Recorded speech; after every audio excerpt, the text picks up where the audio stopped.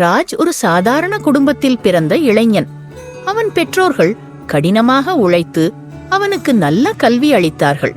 ராஜ் படிப்பில் மிகவும் புத்திசாலியாக இருந்தான். மேலும் அவன் எப்போதும் பணத்தை சேர்ப்பதில் ஆர்வம் காட்டினான். அவன் நினைத்தான், பணம்தான் வாழ்க்கையில் மகிழ்ச்சியை தரும். கல்லூரியை முடித்த பிறகு ராஜ் ஒரு நல்ல வேலையை பெற்றான். அவன் தனது சம்பளத்தை சேமிக்கத் தொடங்கினான்.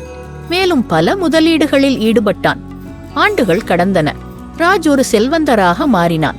ஆனால் அவன் மனதில் ஒரு குறை இருந்தது. அவன் இன்னும் முழுமையான மகிழ்ச்சியை அடையவில்லை. ஒரு நாள் ராஜ் தனது கிராமத்திற்கு விடுமுறையில் சென்றான். அங்கே அவன் தனது பழைய ஆசிரியரை சந்தித்தான். ஆசிரியர் ராஜின் செல்வத்தை பற்றி கேள்விப்பட்டு மகிழ்ச்சியடைந்தார். ஆனால் ராஜ் தனது மனக்குறையை பற்றி பேசினான். நான் பணத்தை சேர்த்து விட்டேன், ஆனால் இன்னும் மன அமைதி கிடைக்கவில்லை என்றான் ராஜ்.